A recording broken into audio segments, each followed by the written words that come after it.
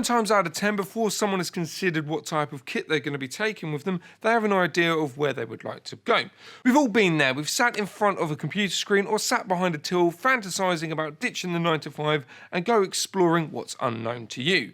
This is the starting point for everyone who's ever thought about backpacking. So you head to your nearest bookstore, you take a look at all their travel section, you find the books that you deem interesting or useful, then you whip out your phone and buy them on Amazon for half the price. You start doing your research, you commit to an area, a place or a trail, and you also have a rough idea of when or where you want to actually explore this path. It's at this point when you start to think about your kit and, it dawns on you that the fantasy that you're chasing might be actually out of reach. So it's back to the drawing boards or, you give up altogether. Now that scenario does sound pretty familiar, doesn't it? I'm pretty sure we've all done that before in our lives. So how do you actually combat this, especially if it's, your first time thinking about going on an adventure? Well, firstly, let's take a look at the where scenario.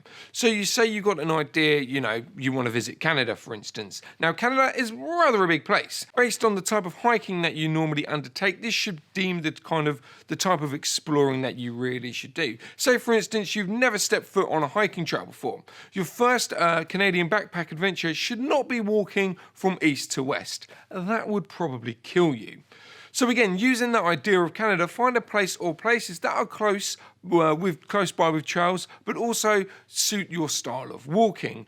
Use this as a foundation and then build up from it. For example, the first time I went to Canada was with my partner. At the time, she wasn't massively into hiking, so I chose Vancouver as the perfect destination. They have amazing trails, it's close proximity to the city, and obviously the city life is awesome as well, and it's a mecca. The Mecca that is Whistler is only around about an hour or so away. Not only using this as a foundation for the both of us, not only did it get my partner into hiking, but we also got to experience new things that were within our reach of budget, time and fitness level. If you start thinking like this, then you won't be put off when your adventure that you want to take is too expensive or the time frame doesn't work with you.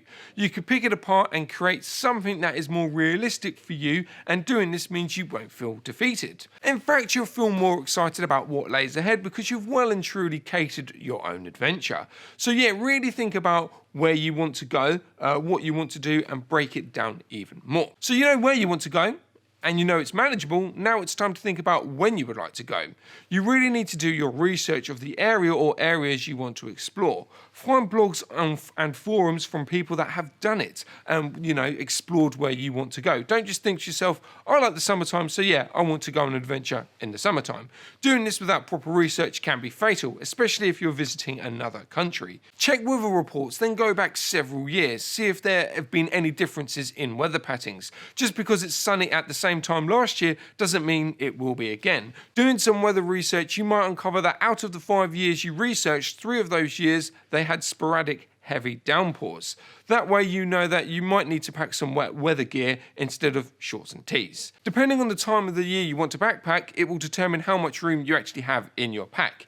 If you want to go light, then summer really is a win for you. If you want to go during the winter, then expect to haul a 65 pack on your back, which, determining how rainy it is, will determine how heavy your actual pack will become. Now, you could go down the lightweight route for a winter pack, but this will cost serious money. Great, you can get all your winter kit in a 45-litre bag, but can you afford the bus ride out of town?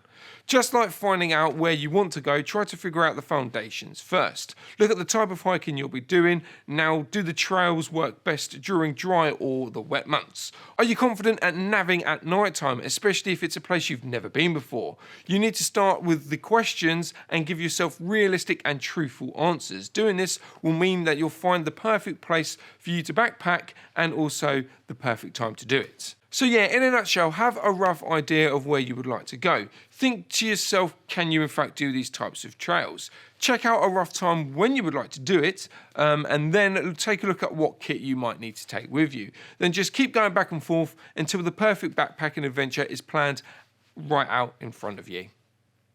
Where do you fit into this? What route do you want to take to make your backpacking experience, to the max and really soak yourself in this amazing culture? Well, this is what this video series is all about. Over the next 6 episodes, I'll be breaking down what you can or should do to really prepare yourself for the wonderful world of backpacking.